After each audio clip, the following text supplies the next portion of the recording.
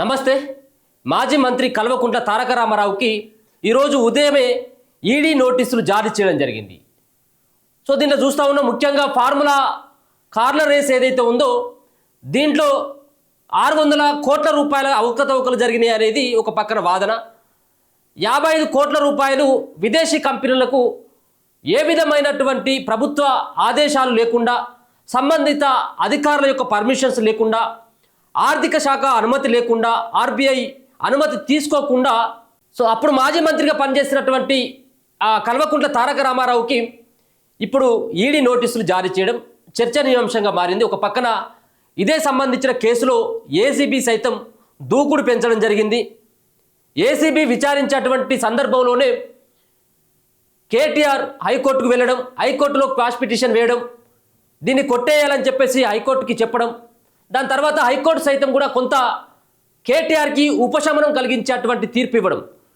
అంటే 31వ తేదీ వరకు తారక రామారావుని అరెస్ట్ చేయొద్దు, ఒకవేళ విచారించుకోవాలంటే విచారించుకోవచ్చు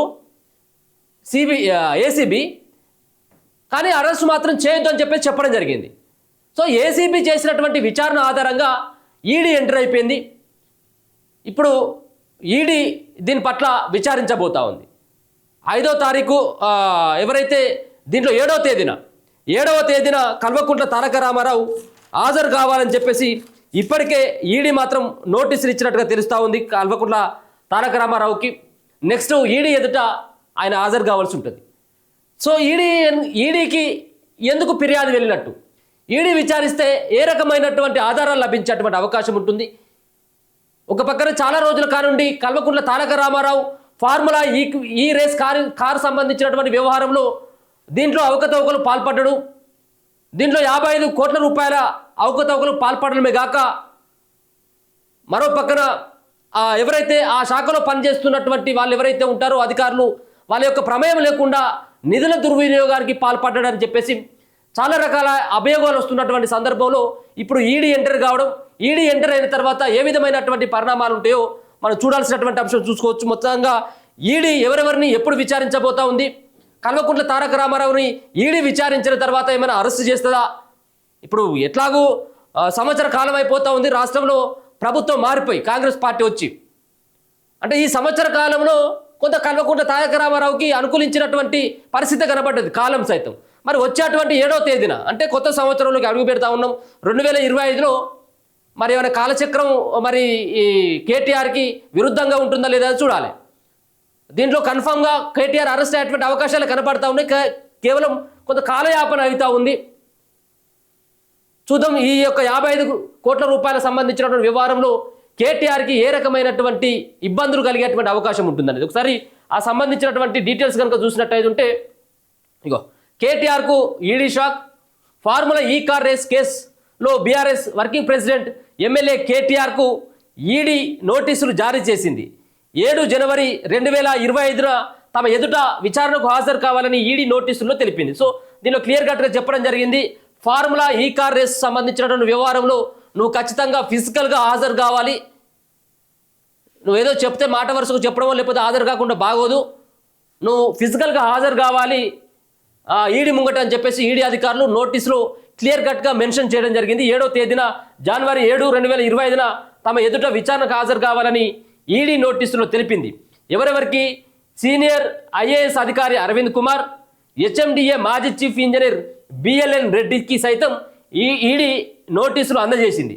వీళ్ళిద్దరూ 2వ తేదీ 3వ తేదీలో విచారణకు హాజరు కావాలి.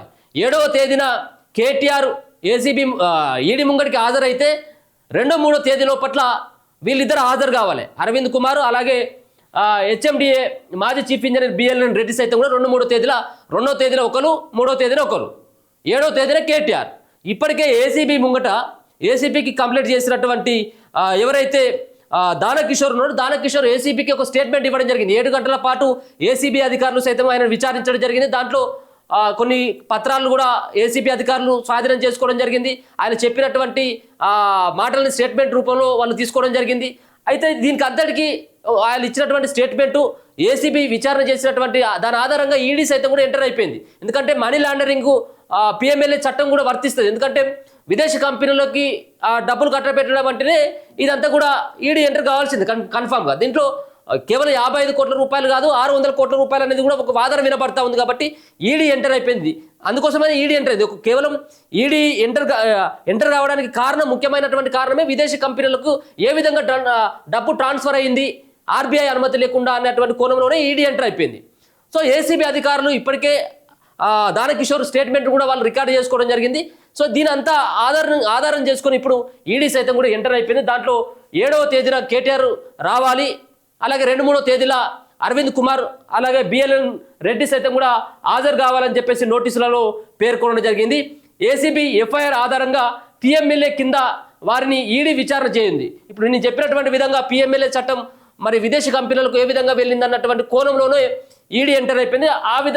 ఆ సంబంధించినటువంటి అంశాన్ని ఈడీ విచారించబోతా ఉన్నది. ఫార్ములా ఈ కార్ రేస్ వ్యవహారంలో వీరంతా ఫెమా నిబంధనలను ఉల్లంఘించినట్లు ఈడీ ఇప్పటికే గుర్తించింది.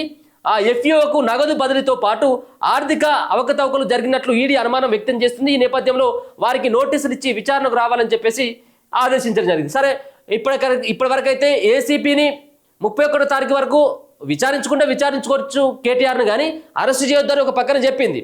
ఆ గడువు 31వ తేదీ వరకు అయిపోతుంది కేటీఆర్ది ఏసీపీ విషయంలో. రెండోసారి ఈడీ సైతం కూడా 7వ తారీఖు వరకు వాళ్ళు రమ్మంటున్నారు. కాబట్టి ఏదో రకంగా కల్వకుంట్ల తారక రామారావుకి ఈ సంబంధించినటువంటి వ్యవహారంలో కన్ఫామ్గా జైలే దిక్కేటటువంటి పరిస్థితి అయితే కనబడతా ఉంది. దీంట్లో కన్ఫామ్గా ఇరుక్కుపోతా ఉన్నాడు. చాలా సందర్భాల్లో కేటీఆర్ చెప్పడం జరిగింది, ఈ వ్యవహారంలో అరవింద్ కుమార్కు సంబంధం లేదు, ప్రభుత్వ అనుమతి నేను తీసుకోలేదు, దాంట్లో మళ్ళీ మా ప్రభుత్వం వస్తుంది కావచ్చు అన్నటువంటి ఒక ఆలోచనతోటి మీ ముందుగానే డబ్బులని విదేశీ కంపెనీలకు ఇవ్వడం జరిగింది. దీంట్లో 700 కోట్ల రూపాయల లాభం కూడా రావడం జరిగిందని చెప్పేసి మాట మార్చేటువంటి ప్రయత్నం చేయడం జరిగింది. కానీ తీరా చూస్తే ఈడీ అలాగే ఏసీబీ ఈ రెండు దర్యాప్తు సంస్థలు విచారిస్తున్నటువంటి సందర్భంలో విస్తుపోయేటువంటి నిజాలు కూడా బయటపడేటువంటి అవకాశం ఉంటుంది. ఈ కేసులో కన్ఫామ్గా కేటీఆర్కు మాత్రం అరెస్టు ఖాయమైనటువంటి అభిప్రాయం మాత్రం కనబడతా ఉంది. చూద్దాం మరి ఈడీ 7వ తేదీన కల్వకుంట్ల తారక రామారావు ఈడీ అధికారుల ముంగటికి వెళ్ళినటువంటి సందర్భంలో ఈడీ ఏ రకమైనటువంటి ప్రశ్నలను సంధిస్తుంది, ఈడీ అధికారులకి కేటీఆర్ ఏ విధమైనటువంటి సమాధానాలు ఇవ్వబోతా ఉన్నాడు. అలాగే ఒక పక్కన పిఎంఎల్ఏ చట్టాన్ని వీళ్ళందరూ కూడా ఉల్లంఘించి అలాగే ఫెమా నిబంధనలను కూడా ఉల్లంఘించి ఏ విధమైనటువంటి ఆర్థిక కార్యకలాపాలకు పాల్పడ్డారన్నటువంటి అంశంపైనే ఈడీ విచారణ చేయబోతా ఉంది. దీంట్లో సైతం కూడా కేటీఆర్ ఇరుక్కోబోతా ఉన్నాడు. కన్ఫామ్గా కేటీఆర్ సంబంధించినటువంటి అరెస్టు ఖచ్చితంగా ఈ కొత్త సంవత్సరంలో ఖచ్చితంగా అయ్యేటువంటి అవకాశం ఉంటుంది. అది కూడా జనవరి నెలలోనే కేటీఆర్కి యొక్క జాతకం బాగలేదన్నట్టుగా స్పష్టంగా అర్థమవుతా ఉంది ఈ యొక్క విషయాన్ని చూసిన తర్వాత. చూస్తూనే ఉండండి మన తొలి వెలుగు.